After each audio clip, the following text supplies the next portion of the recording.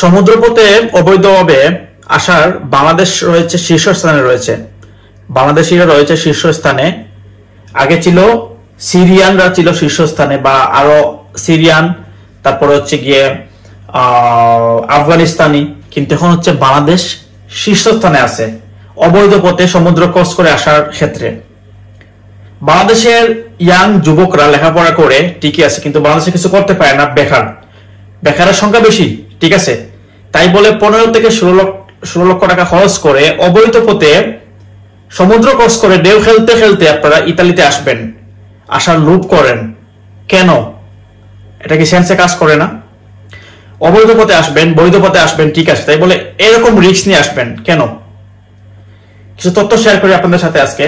আর অনেকে আমার ভিডিও দেখে মনে করতে পারেন, ভাই আপনি এত কথা বলেন, আপনি তো গেছেন অবৈধভাবে। ভাই আমি অবৈধভাবে আসছি, ঠিক আছে, কিন্তু আমি ঢেউ খেলে খেলে আসি নাই। আমি রোমানিয়া থেকে অস্ট্রিয়া আসছি, গাড়ি পথে আসছি। ওই রাস্তায় প্রচুর মানুষ আসে, ওই রাস্তায় মৃত্যু ঝুঁকি নাই। যদি কপালে খুব বড় ধরনের খারাপই না থাকে তাহলে মৃত্যু ঝুঁকি নাই। ওই রাস্তা খুব সেফটি একটি রাস্তা, ঠিক আছে। বাই দ্য ওয়ে, সাগর পথে ইউরোপে যাওয়ার তালিকায় ফের শীর্ষে বাংলাদেশ। বাহ, দেখেন একটা তথ্য শেয়ার করি আপনাদেরকে, দেখবেন আমি কিছু জিনিস বলবো, কিছু তথ্যকে শেয়ার করি। সেটা হচ্ছে গিয়ে এই বছরের জানুয়ারি থেকে মার্চ পর্যন্ত, এখন চলতেছে এপ্রিল, হ্যাঁ এপ্রিলের লাস্ট না মে এর লাস্ট, মার্চ পর্যন্ত 17,169 জন সমুদ্রপথে ইতালি প্রবেশ করেছে। এই তথ্য নিশ্চিত করেছে জাতিসংঘের শরণার্থী সংস্থা বিষয়ক সংস্থা UNHCR, তারা নিশ্চিত করেছে। এর মধ্যে 23% হচ্ছে বাংলাদেশি নাগরিক, যার সংখ্যায় 2,670 জন বাংলাদেশি নাগরিক 2024 জানুয়ারি থেকে মার্চ, এই 2-3 মাসের ব্যবধানে এত লোক সমুদ্র পাড়িতে তারা প্রবেশ করেছে, বা অনেকে মারা গেছে। আপনারা জানেন অনেক সময় নিউজ হয় সমুদ্রপথে ইতালি প্রবেশের সময় বাংলাদেশি নাগরিকরা, মানে বাংলাদেশি প্রবাসীরা মৃত্যুবরণ করেছে, সবাই জানেন। তো আমার কথা হচ্ছে, আপনারা দেশে বেকার, লেখাপড়া করে কিছু করতে পারতেছেন না, ব্যবসা বাণিজ্য কিছু করতে পারতেছেন না, ইউরোপমুখী হবেন। বাংলাদেশের ম্যাক্সিমাম মানুষ এখন ইউরোপমুখী, বা দেশ থেকে আউট হতে পারলেই তারা বাঁচলো, এ ধরনের একটা মেন্টালিটি সবার। অবশ্যই আসবেন আপনারা, তাই বলে এরকম রাস্তায় না ভাই, রাস্তা আরো অনেক আছে। বাংলাদেশি পাসপোর্টধারীদের জন্য ইউরোপের সেনজেন, নন সেনজেন অনেক দেশেই কিন্তু ভিসা খোলা আছে। আপনারা সঠিকভাবে ঘাটাঘাটি করতে পারেন না, দেশই আপনারা এ ধরনের একটা মৃত্যুমুখী রাস্তাকে, আপনারা মৃত্যু ঝুঁকি রাস্তাকে আপনারা বেছে নেন 16 থেকে 17 লাখ টাকা, 15 লক্ষ টাকা দিয়ে। বর্তমানে বৈধভাবে ওই ইউরোপে আসতে এত টাকা লাগে না। স্টুডেন্ট যারা আছেন তাদের জন্য খুব সহজ ইউরোপে আসার। অস্ট্রিয়াতে বলেন, ডেনমার্কে বলেন, একটু আইএলটিএস করে আপনারা আসতে পারেন। কিন্তু আপনাদের একটা সমস্যা, আমাদের বাংলাদেশের মানুষের সমস্যা, সেটা হচ্ছে কি আমরা আইএলটিএস এর মতন ভয়ানক জিনিসগুলো আমরা আয়ত্ত করতে পারি না। একটা স্টুডেন্ট আইএলটিএস করা তার কাছে ডালবাত, যদি সে একটু মনোযোগ দিয়ে পড়ালেখা করে। আইএলটিএস এর স্কোরটা আমরা করতে রাজি হই না, কিন্তু আমরা সমুদ্রপথ মানে ঢেউ খেলতে খেলতে আমরা ইউরোপে প্রবেশ করতে আমরা রাজি হই।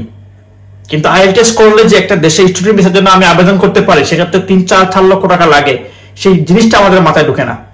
কিন্তু যখন লাস্টটা বেসে উঠে, তখন দেখা যায় যুবক স্টুডেন্ট, কিন্তু এই স্টুডেন্ট আইএলটিএস করতে পারবে না, কিন্তু সমুদ্রের ঢেউ খেলে খেলে সে ইতালিতে প্রবেশ করতে চায়। আমাদের আসলে মেন্টালিটি কি রকম দেখেন। তারপর বর্তমানে নন সেনজেন, সেনজেন অনেক দেশেই ভিসা হচ্ছে। নন সেনজেনে সার্বিয়াতে, তারপর বুলগেরিয়া সেনজেন হয়ে গেছে, আর অনেক দেশে ভিসা হচ্ছে। রোমানিয়াতে হচ্ছে, সার্বিয়াতে, বুলগেরিয়াতে হচ্ছে, ইতালিতে হচ্ছে, হাঙ্গেরিতে হচ্ছে, এসব দেশে ভিসা হচ্ছে জব ভিসা। আর স্টুডেন্ট ভিসা তো সব দেশেই হয়।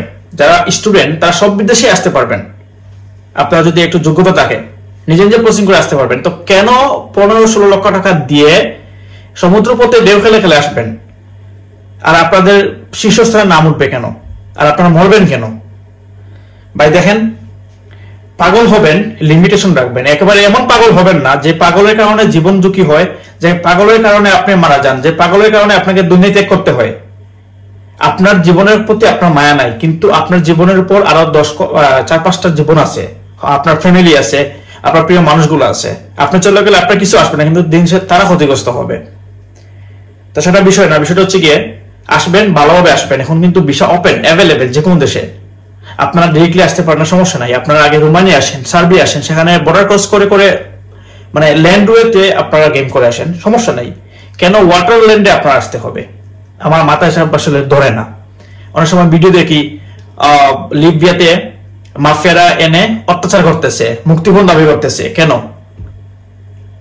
মিডল ইস্ট থেকে অনেক মানুষ সৌদি আরব, দুবাই থেকে তাদেরকে প্রলোভন দেখিয়ে লিবিয়া আনে। আরে ভাই বোকা, কাতার থেকে, মিডল ইস্টের সব দেশ থেকে এখন ক্রোয়েশিয়া ভিসা হচ্ছে খুব সহজে, বাংলাদেশি পাসপোর্ট মানে জন্য। দুবাই থেকে খুব সহজে ভিসা হচ্ছে এখন, রোমানিয়া, ক্রোয়েশিয়া, সার্বিয়াতে ভিসা হচ্ছে। আপনারা কেন লিবিয়াতে আসবেন? কি তথ্য শেয়ার করি, আপনারা একটু দেখবেন মনোযোগ দিয়ে।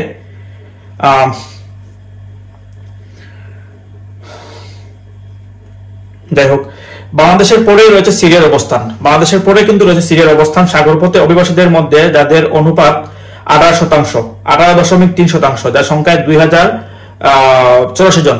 সিরিয়ানরাও কিন্তু এখন এদিকে বেশি আসে না। এই তালিকায় আরো আছে তিউনিসিয়া, মিশর, গিনি, পাকিস্তান, মালি, গাম্বিয়া, এরিত্রিয়া, সুদান, ইথিওপিয়া ও সেনেগালের মতো দেশ। আগে এসব দেশের নাম শুনতাম শীর্ষস্থানে, কিন্তু এখন বাংলাদেশ শীর্ষস্থানে চলে গেছে। উল্লেখ্য 2023 সালে ভূমধ্যসাগর পাড়ি দিয়ে ইউরোপে প্রবেশের বাংলাদেশের অবস্থান চতুর্থ ছিল। 2022 সালে ছিল তৃতীয় এবং এর আগে 2021 সালে এ তালিকায় শীর্ষ ছিল বাংলাদেশ। আবার 2020 সালে ছিল দ্বিতীয় স্থানে। আবার ফের 3 মাসে আবারও এখন শীর্ষস্থানে চলে এসেছে বাংলাদেশের নাম। এগুলো আপ এন্ড ডাউন হয়, এগুলো এটাই স্বাভাবিক। কিন্তু আমার প্রশ্ন হচ্ছে কি, যারা আসছেন সবাই তো ইয়াং, কেন আপনারা এই রাস্তা দিয়ে আপনারা আসবেন ভাই? কি জন্য আপনারা আসবেন? ইউএনএইচসিআর এর তথ্য অনুযায়ী এই বছরে 1 জানুয়ারি থেকে 5 মে পর্যন্ত মানে 54,418 জন অভিবাসী ইউরোপে পৌঁছেছেন।